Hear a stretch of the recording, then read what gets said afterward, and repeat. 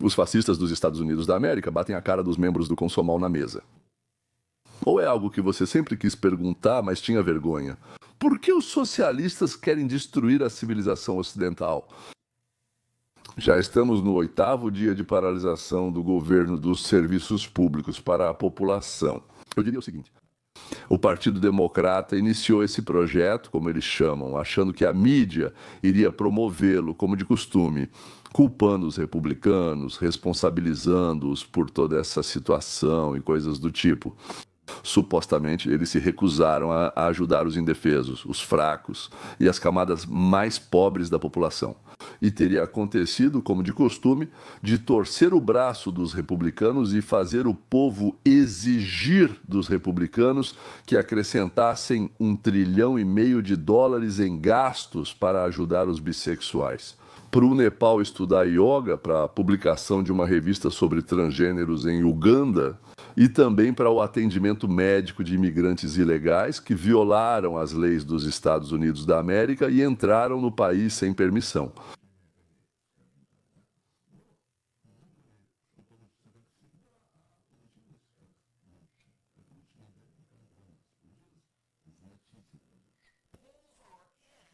Sim, foi comprovado. E isso entrou para a história. Mas nosso Stratler muda e depois...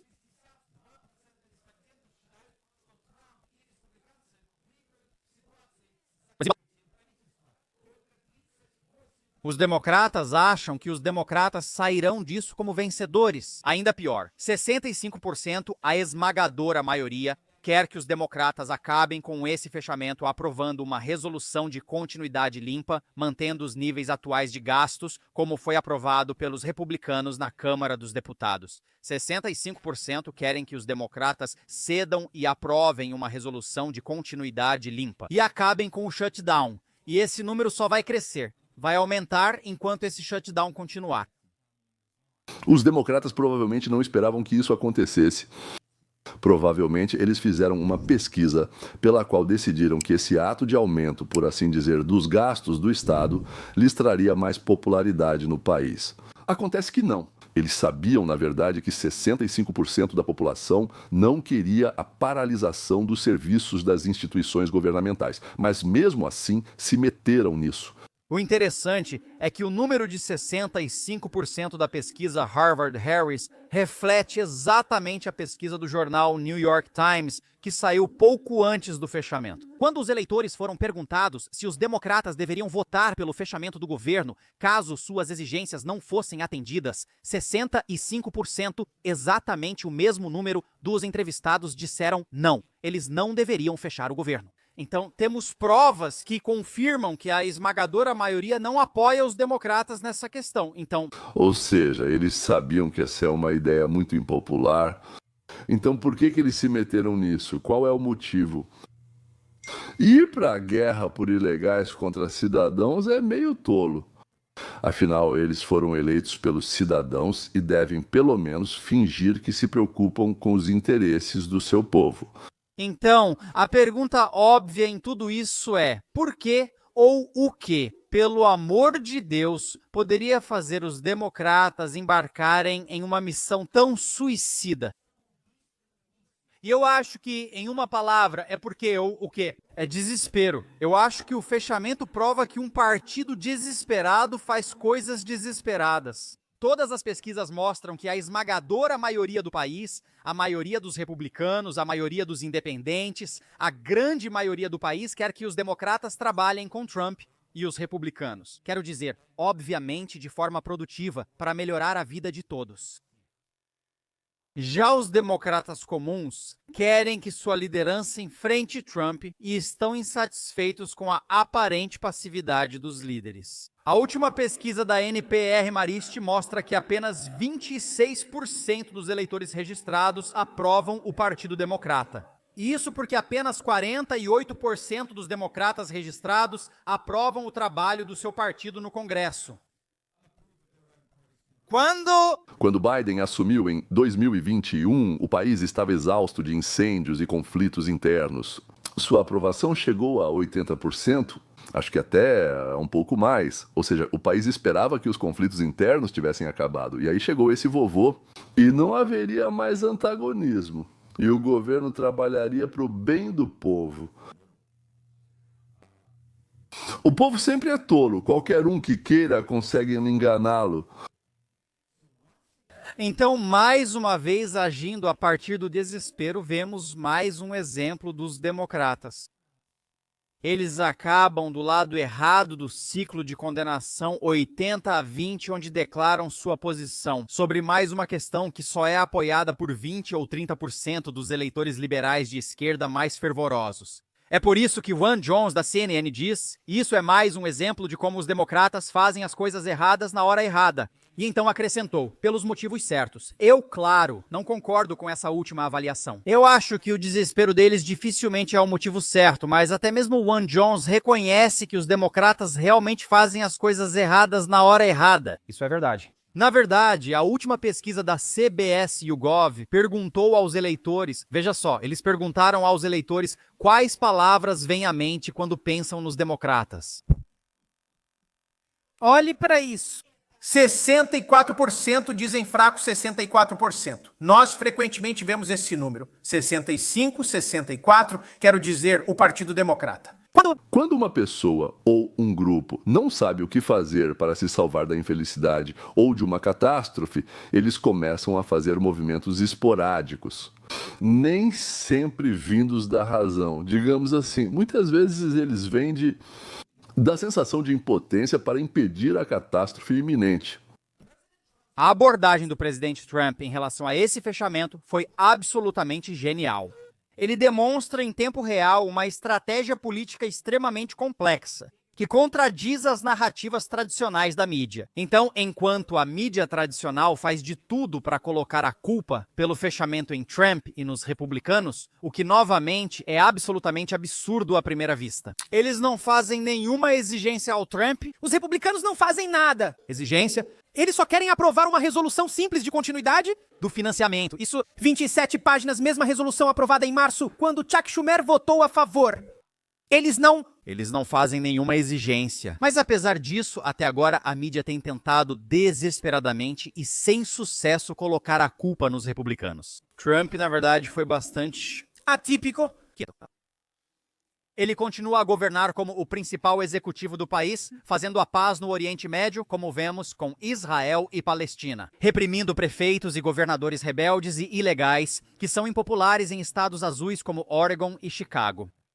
Ele e o gerente do escritório de gestão e orçamento Russell Wold atuaram discretamente nos bastidores, permitindo que o Congresso, especialmente os democratas, assumisse a responsabilidade pela crise. A abordagem de Trump é o que poderíamos chamar de uma verdadeira aula magna em paciência estratégica. Ele entende que se começasse a entrar em confrontos barulhentos, isso faria com que a atenção da mídia se voltasse para ele, e não para a teimosia dos democratas. Por isso, ele permanece relativamente silencioso e foca na lei e na ordem, tanto no cenário internacional quanto dentro do país. E essa genialidade tática se torna evidente ao analisar a percepção dos eleitores. Então, embora as primeiras pesquisas na primeira semana, nos primeiros dias de outubro, tenham mostrado que os americanos inicialmente, instintivamente, culpavam mais os republicanos. Devido à cobertura tendenciosa da mídia tradicional, os dados da Harvard-Harris agora mostram uma mudança crítica. Os eleitores estão cada vez mais conscientes de que são os democratas que exigem mudanças nas políticas, enquanto os republicanos simplesmente querem manter o nível atual de gastos. Historicamente, o partido que faz exigências geralmente é responsabilizado pelo fechamento. Então, não é surpresa que, de acordo com a última pesquisa de Harvard-Harris, 63% dos eleitores independentes querem que os democratas parem imediatamente. Mas a CNN mostra um quadro completamente diferente. Checa. Schumer disse que os americanos apoiam os democratas na oposição ao grande e belo projeto de lei de Donald Trump. Mas como os americanos se sentem em relação a essa paralisação do governo? Gary Anton, da CNN, está analisando os números. O que você observa? Sim, o que vemos. O público americano, mais do que nunca, desde que acompanham as pesquisas, está pronto para um fechamento. Do que estamos falando? Vamos ver o que os americanos queriam antes do fechamento. Tradicionalmente, eu tenho dados de 2013. A maioria dos americanos quer compromisso, não fechamento. Vamos voltar para 2013. Só 33% defendem manter princípios, mesmo que isso leve ao fechamento. Vamos para este lado da tela. Estamos vendo uma divisão igual, certo? 50% dos americanos dizem que querem um compromisso sem fechamento, mas esse número aumentou drasticamente para 49%. Há quase uma divisão igual entre americanos que defendem o fechamento e os que querem manter os princípios de seu lado. Acho que ouvimos muito isso do Chuck Schumer. Qual grupo mudou mais em relação ao compromisso ou à falta dele? Sabe, foi tão interessante ouvir aquelas gravações do Chuck Schumer de 2013 sobre todos aqueles fechamentos passados do Pravi e Nu e simplesmente do Smart, certo? E os possíveis fechamentos. E o que mudou significativamente foi que os republicanos sempre estiveram prontos, basicamente, para dizer: sabe, precisamos fechar o governo e manter nossos princípios. Agora, muitos democratas dizem: vamos manter nossos princípios. O que os democratas queriam antes do fechamento? Vamos voltar para 2013. Apenas 18 democratas disseram para manter os princípios. A grande maioria, 76%, ou seja, 3 em cada 4 democratas disseram para fazer um compromisso sem fechamento. Olhe para este lado da tela e para a porcentagem que orienta manter os princípios. Em 2013 era 18%, agora é 47% mais do que o dobro. Na verdade, quase 3 vezes mais. Agora, os democratas defendem manter princípios em relação a 2013. A divisão. 52% querem compromissos sem paralisação e 47% preferem manter princípios dentro da margem de erro. Vemos que o Partido Democrata, como nunca antes, está dizendo: sabe de uma coisa, vamos fechar o governo, mesmo que isso signifique, bem, você sabe, nenhum compromisso, só para que possamos manter nossos princípios. A dúvida agora é por quanto tempo essa paralisação vai durar? Continuamos comparando com a paralisação mais longa que foi em 2018. Qual é a sua referência? Quanto tempo você acha que isso vai durar? Sim, eu acho que isso está absolutamente correto. Você vê esses números de 18% a 47%, 33% contra 49%, todos firmes em seus princípios. Você citou isso. Kate Baldwin. A paralisação mais longa do governo foi de 35 dias em 2018 e 2019. E agora vemos que o Partido Democrata está muito mais inclinado a insistir. E você tem o Partido Republicano, que praticamente sempre, na última década, foi muito inclinado a insistir. Acho que é um ótimo começo. Não me surpreenderia se batermos esse recorde ou superarmos, mas só o tempo dirá. será. Muito obrigada, Gary, sou muito grata. Juntar essas duas imagens? Para quem, afinal? Porque na primeira opção, o shutdown vai acabar em breve, mas na segunda vai durar mais do que o shutdown mais longo da história dos Estados Unidos da América. Talvez seja porque o Partido Democrata dos Estados Unidos da América está se tornando um partido de socialistas? Vamos relembrar o que os socialistas realmente querem. Por que somos tão contra o socialismo? Sim, vamos analisar. De repente, estamos fazendo algo bom à toa por causa deles. Então, a primeira coisa que eles querem é eliminar a desigualdade de classes e a exploração do ser humano. Do ser humano, ambas essas frases chocaram Pomidorami. Isso não é claro, na verdade. Parece que isso significa organizar uma sociedade em que pessoas de diferentes grupos sociais não tenham diferença no acesso aos recursos, ou seja, ao poder, à educação, a qualquer coisa.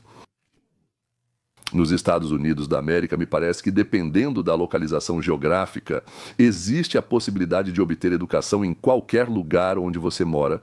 Claro, em uma cidade grande e em uma vila, provavelmente os professores são bem diferentes, mas mesmo assim, o tempo todo há uma tentativa de selecionar pessoas talentosas. Próximo. Se seus pais são alcoólatras e não cuidam de você, enquanto os de outra pessoa investem nos filhos, esses filhos nunca serão iguais. Parece que os socialistas não falam sobre isso, na verdade. Eles falam principalmente sobre dinheiro. Se seus pais ganharam muito dinheiro e querem passar esse dinheiro para os filhos, os socialistas querem tirar o dinheiro de quem trabalhou muito, arriscou, inventou, e dar para quem a mãe teve 4 ou talvez mais filhos, né, de 4 pais diferentes.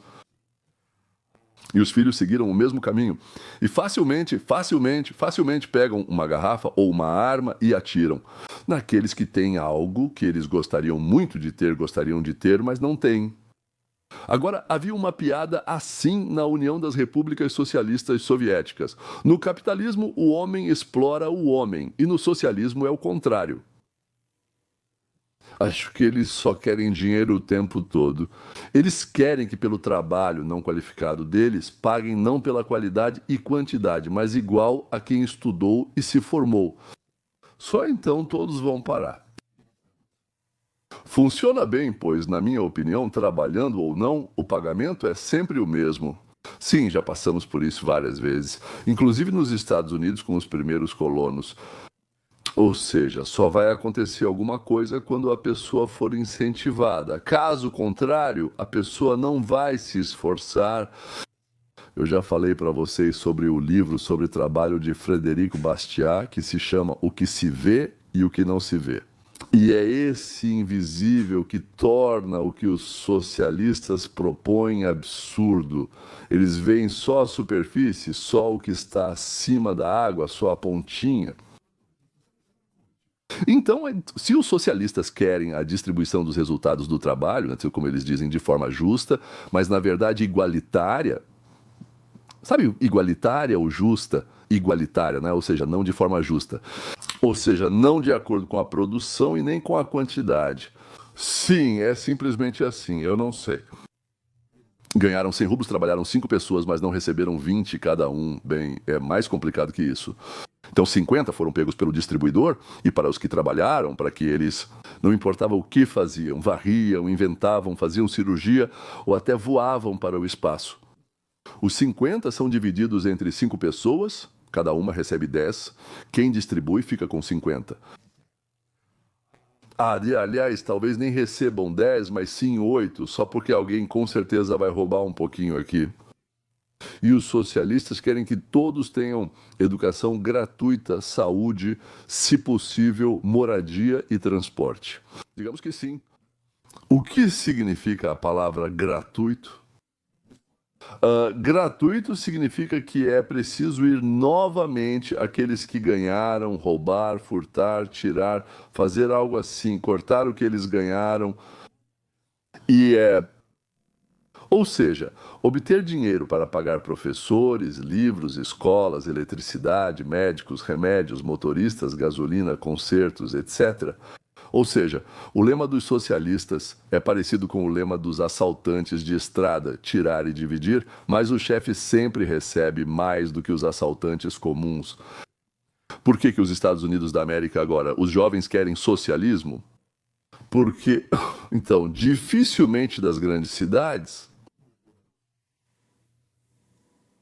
na maioria das vezes são cidades, na verdade, 100%. Aliás, não na maioria das vezes. São cidades onde os democratas já estão no poder há muito tempo. E eles criaram toda uma geração, já a segunda, talvez até a terceira, pessoas que, por inveja de não conseguirem algo que desejam, acham que foram privadas disso. Uau! Pelo menos em 2 dessas cidades agora haverá prefeitos socialistas.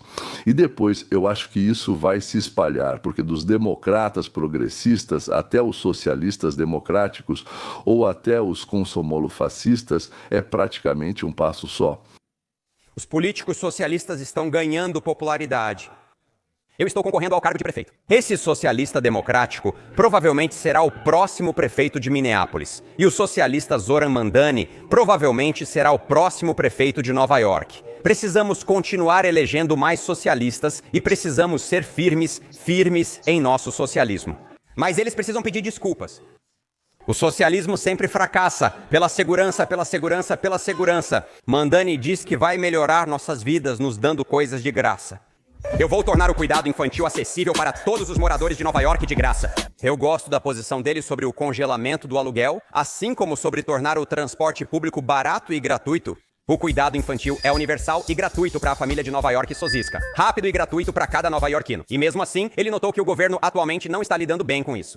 Esses são os ônibus mais lentos do país. Os ônibus e o metrô são um bom exemplo da confusão socialista sobre o que faz as coisas funcionarem. Eu perguntei às pessoas, quem vocês acham que construiu o metrô de Nova York? Acho que foi o governo, ou o presidente Eisenhower, ou talvez algum prefeito, ou o sindicato dos trabalhadores. Por favor. Afaste-se da borda da plataforma. É lógico pensar que o transporte público deve ser realizado pelo Estado. Quem mais poderia se permitir cavar túneis e construir um sistema onde ricos e pobres viajam por um preço relativamente baixo? Nenhum negócio privado se envolveria nisso. Os donos gananciosos não conseguiriam cobrar o suficiente dos passageiros para obter lucro. Os metrôs originais de Nova York eram todos privados, transportando milhões de passageiros. A maioria das linhas foi construída por empresas privadas. Após 50 anos, decidiram dobrar a tarifa de 5 para 10 centavos. As pessoas rejeitaram pagar tarifa mais alta. E o prefeito aproveitou isso dizendo: tudo bem, o governo vai assumir e nós não vamos aumentar a tarifa. Mas, é claro, o governo aumentou. Agora, a passagem custa quase $3. O metrô enfrenta problemas, túneis deteriorados, atrasos frequentes e dificuldades do governo para construir novas linhas. Isso deveria ter sido concluído em 1938, depois disseram 1980 e ainda não está pronto. E essa já é a linha de metrô mais cara do mundo. Eles trabalham tão devagar que os vagões de metrô, que custaram $1 milhão cada, não serão usados porque não servem mais nos trilhos. É isso que ocorre com a administração do governo.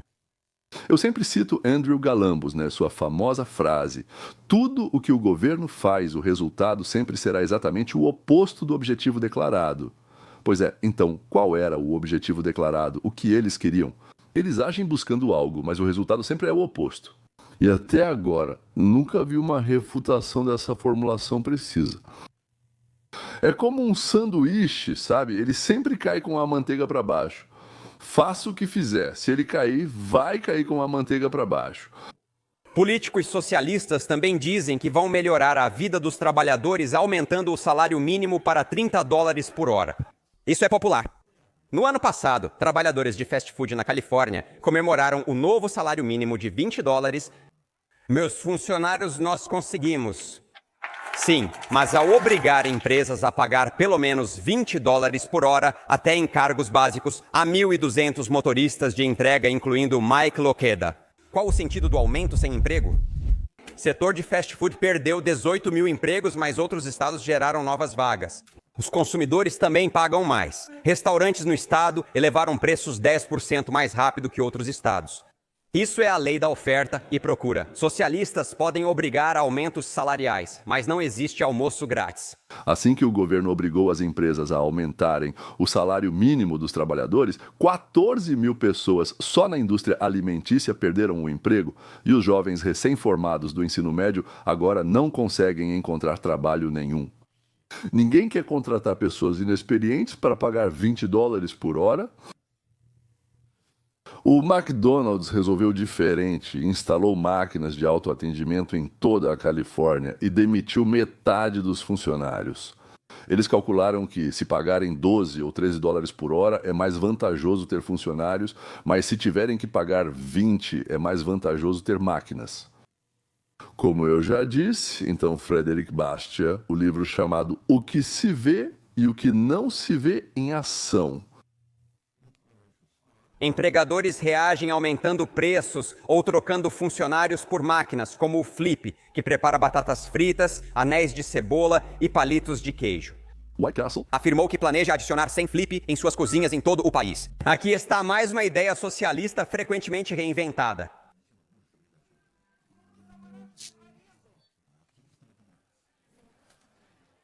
Aqueles que não sabem pensar só entendem, eu vou pagar menos. Ura, isso é o que eles veem, e o que não é visível. Mas eles só gostam disso porque não entendem que isso cria escassez em todos os lugares onde foi tentado. Em St. Paul, Minnesota, foi implantado o controle de aluguel mais rigoroso do país. Na cidade vizinha de St. Paul, em Minneapolis, a socialista Aisha Chuktai afirmou: "Quero que sigamos o exemplo deles." Agora ela é vice-presidente do Conselho Municipal de Minneapolis, mas quando eu a entrevistei, ela nem sabia que o controle do aluguel parou a construção da maioria dos prédios de apartamentos em St. Paul. Os incorporadores ainda estão construindo. Em Minneapolis, as permissões de construção subiram 65%, enquanto em St. Paul caíram 60%. Por causa do controle do aluguel, você não vai conseguir mais apartamentos promovendo isso. O silêncio dela diz muito. Quero dizer, os políticos não pesquisam as questões antes de aplicar o poder do Estado sobre os outros? Vou argumentar que garantir moradia e permanência das pessoas em suas casas é mais importante que qualquer outra coisa. Eles não entendem Quero perguntar a quem pode ser meu novo prefeito. Como sua política socialista terá sucesso se todos os outros governos socialistas ao redor do mundo só trouxeram sofrimento e pobreza? Ele ainda não respondeu ao meu pedido de entrevista. Isso é ruim, Assoran. Você está tão perto. Venha aqui, defenda suas ideias socialistas. Nosso estúdio aqui está aberto para você. John Stossel é um dos poucos que vê o que não é visível e consegue explicar isso até mesmo para os membros mais burros do Conselho Municipal de Minneapolis. Bom, tudo bem, ela é meio boba, claro, mas quem votou nela parece ser ainda mais tolo. Um socialista é alguém que acredita no socialismo. Obviamente, o socialismo é um governo cada vez maior, onde o governo cuida da ordem social. Se quiser, quanto maior o governo, maior a probabilidade de você estar caminhando para o socialismo, mas o socialismo não elimina as lojas familiares. Você ainda poderia manter a pizzaria Pizza Dennis aberta sob um governo socialista. Mas, geralmente, eles nacionalizam as grandes coisas, ferrovias, a indústria do petróleo e assim por diante, e assim por diante. O comunismo não permite nenhum tipo de iniciativa privada. Quando visitei a União Soviética, não havia nenhum restaurante privado lá. Você só tinha o restaurante, que em russo significa restaurante, e era só isso. Ou o lugar onde vendiam pão era chamado de pão, que em russo significa pão. Não era a padaria do Vladimir, era só pão, porque aquilo pertencia ao Estado. E o comunismo não é só economia. O comunismo é a supressão de toda, na essência, toda individualidade por causa da convicção de que todos devem acabar no mesmo lugar. Isso não é por igualdade, mas por justiça. Igualdade é oportunidade, justiça é resultado. Os esquerdistas nos Estados Unidos da América se aproximam dos comunistas nesse ponto de vista, buscando justiça. Todos devem acabar no mesmo nível de igualdade e, se isso não acontece, é prova de racismo, sexismo, misoginia ou algo assim. Esse foi Dennis Prager, um dos analistas mais profundos dos Estados Unidos nos últimos 30 anos.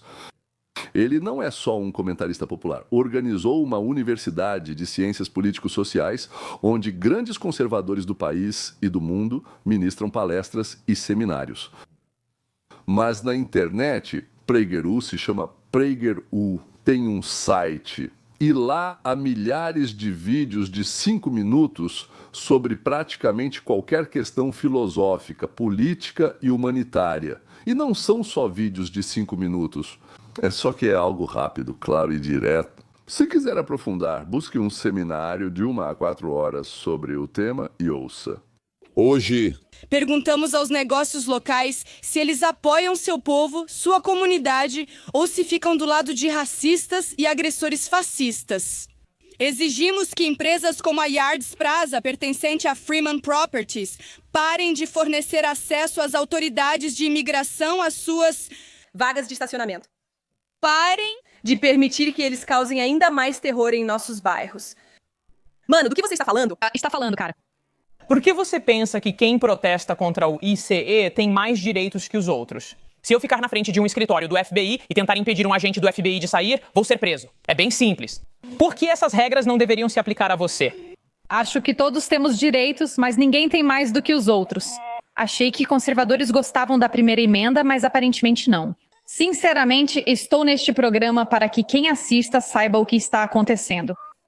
Sou uma mulher de 1,52 metros e 50 quilogramas que foi derrubada 3 vezes por agentes do ICE apenas por existir. Em um dos casos, eu estava tentando ajudar alguém e não ser atropelada por um carro. Você não estava apenas existindo. Aquele vídeo que vocês mostraram, onde o ICE estava prestes a se mudar, alguém que vocês tentaram bloquear agentes federais ou ajudar quem estava fazendo isso. Eu tentei impedir que alguém fosse atropelado pela van. Talvez, se a pessoa não estivesse na frente dos agentes federais, isso não seria um problema. Escute. Você pode me interromper o quanto quiser, mas eu quero que as pessoas saibam que isso realmente acontece e vocês têm direitos. E eu sei que estão nos envenenando com gás lacrimogênio. Agentes do ICE descem de helicópteros Black Hawk, tiram pessoas de casa e prendem crianças nuas durante a noite. Isso é? Foi completamente desmentido. Isso foi completamente desmentido. Literalmente. Não. Isso foi completamente desmentido. Sim, Foi absolutamente desmentido. Essas pessoas desejam igualdade para todos. Não oportunidades, como disse David Sprague, mas resultados. Ou seja, se você ganhou 1.000 e alguém ganhou 2.000 para não ofender, como nos explicam, nem um nem outro, vocês vão receber 500 e um cada um. É como 3 crianças em casa. Prometeram ao mais velho 3 rublos ou 3 dólares, não importa, pela faxina da casa. Mas quando ele limpou, recebeu não 3, mas $1. Ele perguntou, e o resto? E a mãe explica, olha, seus irmãos mais novos também querem sorvete, mas eles não fizeram nada, diz o irmão mais velho. Você é um fascista, diz a mãe. Você quer que eles fiquem babando enquanto você come 3 sorvetes? Essa é a lógica daqueles que conseguem ver o que é visível e talvez até imaginar que existe algo que eles não conseguem enxergar. Então, os americanos acordaram esta manhã e fizeram a pergunta óbvia: por que o governo está fechado agora? Pura política partidária praticada pelo Partido Democrata. Os democratas fecharam o governo. Trump e os republicanos não vão fazer os contribuintes pagarem assistência médica gratuita a imigrantes ilegais. A América tem 37 trilhões de dólares em dívida. Nós não podemos nos dar ao luxo de oferecer assistência médica gratuita, paga pelos contribuintes, para pessoas em situação ilegal que violaram a lei para entrar em nosso país. Para entender toda a situação, os democratas se recusaram a manter o governo aberto por causa da assistência médica para imigrantes ilegais e agora colocaram em risco programas de saúde críticos para os cidadãos americanos. Programas para mulheres, bebês e crianças, centros de saúde comunitários e tratamentos pelo Medicare estão ameaçados após os democratas rejeitarem uma resolução para manter o financiamento. Os mais vulneráveis sofrem porque os democratas priorizam imigrantes ilegais em vez de cidadãos americanos. Se os democratas afirmam que Trump quer tirar o financiamento da saúde para os pobres, os republicanos afirmam que isso está no projeto proposto pelos democratas. Grandes quantias do orçamento estão sendo usadas para oferecer serviços médicos e outros a imigrantes ilegais. Obrigado. Caroline, boa tarde a todos que estão nos assistindo em casa. É difícil, mas deixe-me falar algo antes de responder. Primeiro, os democratas afirmam se preocuparem em reduzir o custo dos cuidados médicos. Mesmo assim, quando o presidente agiu para reduzir os preços dos remédios com as farmacêuticas, os democratas não ajudaram. Na verdade, nós teríamos aceitado de bom grado ali a ajuda dos democratas, mas eles não fizeram isso. Eles falam em agir, mas não fazem o trabalho difícil para realizar. Eles fecharam o governo porque não damos bilhões para financiar a saúde de imigrantes ilegais. Foi isso que aconteceu para os americanos que assistem. O motivo pelo qual seu governo está fechado neste momento é o seguinte. Embora a maioria dos republicanos no Congresso e alguns democratas moderados apoiassem reabrir o governo, a ala Charles Schumer e Alexandria Ocasio-Cortez do Partido Democrata se opôs. Fecharam o governo porque disseram, nós vamos reabrir o governo, mas só se vocês destinarem bilhões de dólares para financiar a saúde de imigrantes ilegais. Eles fizeram algumas propostas às quais o presidente respondeu com prazer. Sim, vamos sentar e discutir como podemos resolver a crise de saúde que herdamos da administração Biden. Dizer que precisamos resolver a crise de saúde nos Estados Unidos da América é uma coisa. É bem diferente dizer que fecharemos o governo caso não atendamos a todas as demandas dos democratas. Como Carolina diz, isso inclui bilhões de dólares dos impostos. Durante muitos anos, Charles Schumer se opôs fortemente à tática de sabotar a votação do orçamento e paralisar o funcionamento do governo. De repente, agora ele apoia totalmente isso. O que mudou? O que aconteceu? Há apenas 6 meses, quando houve uma situação parecida, os democratas, sob sua liderança, chegaram a um compromisso com a Casa Branca e votaram a favor do orçamento. E o que mudou foi o seguinte: a ala esquerdista enlouquecida do seu partido o chamou de covarde e traidor por ter cedido tão rapidamente e aceitado o compromisso. E os jovens consomolo-fascistas anunciaram ao mundo que Chaku não representa mais seus interesses e que vão indicar outra pessoa para o lugar dele. Então, quem vai lutar contra os tubarões capitalistas, ou talvez apenas contra tigres, ou então contra os coiotes do capitalismo? Isso. E, claro, contra o decadente sistema americano, porque essa é uma das ideias principais. E na guerra, é como na guerra, certo? Em latim soa como in bellum, ut in bellum,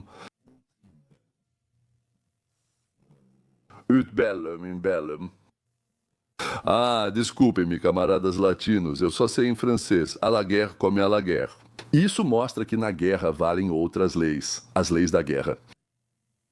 Então, o que eles realmente querem? Acho que eles querem destruir a civilização ocidental que vive exatamente como Charles Darwin definiu sua essência. Sobrevive o mais adaptado, ou seja, a seleção natural. O socialismo é a filosofia dos fracos, que não conseguem vencer na competição.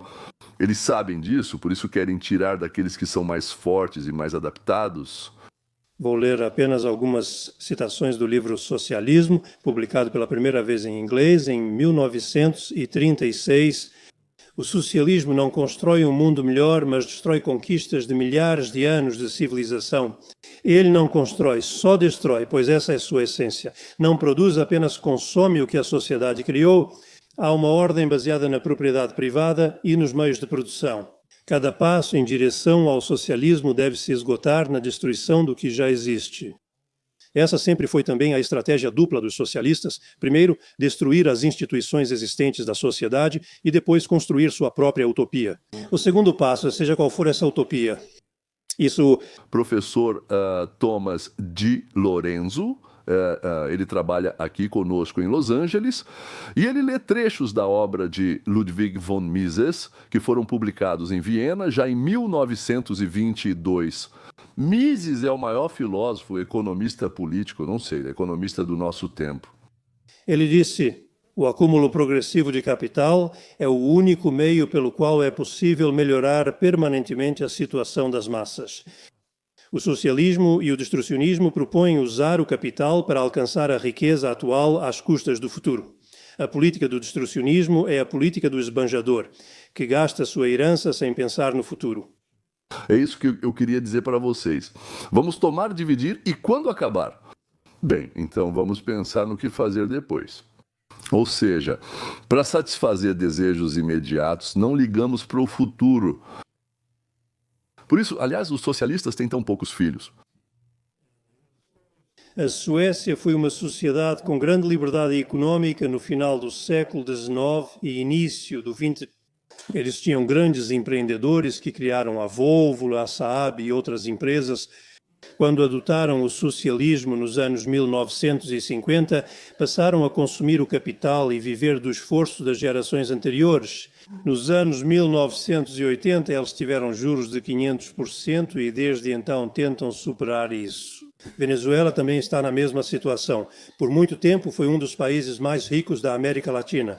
Eles adotaram o socialismo principalmente nos anos 50 e cada presidente que elegeram desde então, eles adotaram a democracia em 1958. Eu era mais fã do Castro e mais comunista que o anterior. Veja o que aconteceu com eles. À custa do capital da geração anterior. O socialismo é muito bom, até maravilhoso, até que se gaste todo o dinheiro ganho pelo capitalismo. Isso aí eu meio que, digamos, parafraseei Margaret Thatcher. Claro, voltando a Nova York, ao shutdown, a Mandame, a Alexandria Ocasio-Cortez, ao Bernie Sanders. Eles querem muito ter alguma coisa, mas o que eles têm são pessoas de sorte empreendedoras. Ou então, o que essas pessoas deixaram para seus filhos, por exemplo, uma herança. Eles não conseguem conquistar isso sozinhos e, por inveja e ódio, querem tirar dos outros. E o que vai acontecer com um país com pessoas como na República Democrática Alemã, Coreia do Norte e Venezuela?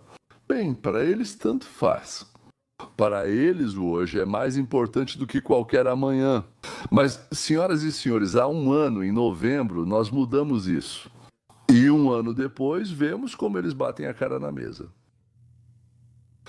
Que vão para a Venezuela, que vão para Laos, que vão para Cuba ou Nicarágua. Lá parece que o socialismo está mais desenvolvido, né? Em alguns lugares um pouco mais pacífico, em outros um pouco mais agressivo. Eles já vivem naquele amanhã que nos é oferecido por Sanders, Ocasio-Cortez, Mandame. Recentemente começou a sugerir isso o até então bastante sensato Schumer, editor de legendas. Mas a própria pele dele acabou valendo ouro, só que não vale. Bem, não vale nem uns trocados. Vamos encerrar por aqui hoje e até a próxima.